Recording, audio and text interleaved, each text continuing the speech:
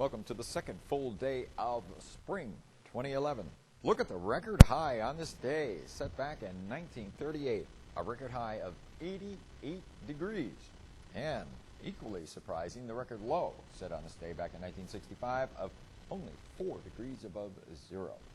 Outside right now, we're looking at about 52, Washington, Wheeling, 51, Steubenville, Cambridge, 56, New Martinsville, 58, Morgantown. Winds are coming in generally out of the northeast, very light speeds at about 0 to 7 miles an hour. You can see how these showers are just kind of popped, they just dissipated earlier. Now we're getting another band that's going to be coming into the area in the next couple of hours. And don't look like we're going to see much rain between here and midnight. I certainly don't want to see too much rain. Now, here's the contrast. We have summer to the south and winter to the north.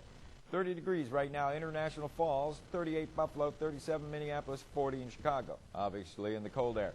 Then you see the warm stuff going all the way up to Louisville, 80 degrees in Louisville, Kentucky, 70 in Kansas City, and we got 84 in Brownsville. So quite a temperature contrast. And usually when you have a large north-south temperature contrast, you'll have a very strong wind, jet stream, coming in from the west and heading out to the east, and that is what we do have indeed. Now, in terms of watches, they're now beginning to give some winter weather advisories for northeastern parts of Pennsylvania, Pocono Mountains up into the parts of the Allegheny Plateau, and then up over parts of Michigan into Wisconsin, Minnesota, over into North Dakota, and all the way back into Montana and farther south into places like YM and I was going to say Cheyenne, Wyoming, but it came out YM.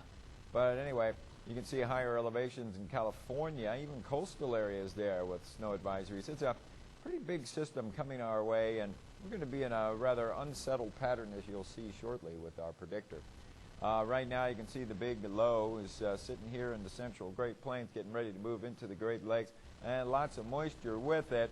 And this moisture is coming all the way up from the Gulf of Mexico. So not much in terms of severe weather out of this system yet. Well, here's what we're looking at. By 4 p.m. this afternoon, we have the low that affected us a day or two ago, is now moving off the coast. Here's the next low, which will be adversely affecting our lives. And 4 p.m., we're probably going to still be dry around here, but that low is going to be tracking almost right overhead. And by this time tomorrow, it should be, maybe over Latrobe or Pittsburgh or Westmoreland counties, places like that. To the north, it looks like nothing but snow. So you go from New York State up into Michigan and Wisconsin and Minnesota and North Dakota, and that's where the advisories are for snow.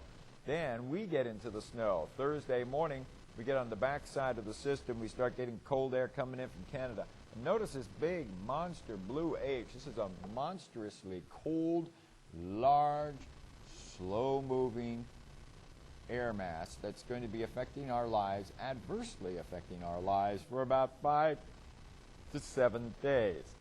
We're indicating that we're going to change over from rain over to snow sometime early Thursday morning. And then we'll have snow showers as we go through Thursday. There we are Thursday afternoon. Cold, nasty wind from the north. Still got high pressure just kind of sitting over the area there. And let's get the right sense of circulation around it, clockwise around the high in the northern hemisphere. And then we have the low counterclockwise. So it's going to be kind of breezy on Thursday with some snowflakes flying around. Get that stuff out of here. Now, Friday's looking very good. Friday's kind of like today, but it's not going to be quite as warm as it is today. Repeat after me. Today is a warm day. Now, yesterday was 72. Today, 20 degrees cooler. It's going to be even cooler on Friday, but at least it looks like we're going to have sunshine for Friday. And then we get another low, and this one's going to be heading our way. And it is possible we may start with snow, change over to a little bit of rain, and then back over to snow in the Saturday night into Sunday scenario. Then the snow eventually moves out, and then by 2 p.m. Sunday we're looking pretty good. But we are expecting another low will develop in the central and southern Great Plains and be heading our way probably on Tuesday, producing, yes, a little bit of rain and unfortunately a little bit of snow. So here we are, second full day of spring 2011. And now look at the 7-day forecast. Hey, I like the 62 for a high on Wednesday. I'm getting too many complaints about that. We get rain early and late, and I'm not showing any sunshine for your Wednesday, even though we'll call it mild. And then the cold air comes in, and once it gets here, it's going to hang. Doesn't want to go anywhere. Look at the high. I got a high of 40 on Thursday, a high of 39 on Friday. Average high is about 15 degrees warmer. And then we'll go low 40s, mid 40s, mid 40s, upper 40s. It's about the best I can do for you. And then notice the snowflakes. We get some early Thursday. Then we may get some early Saturday and early Sunday. And then we may get more early Tuesday before it changes over to a little bit of rain. And then look at those low temperatures. Tonight, we will stay above freezing. We'll be in the 40s. What do I have for a low? 45.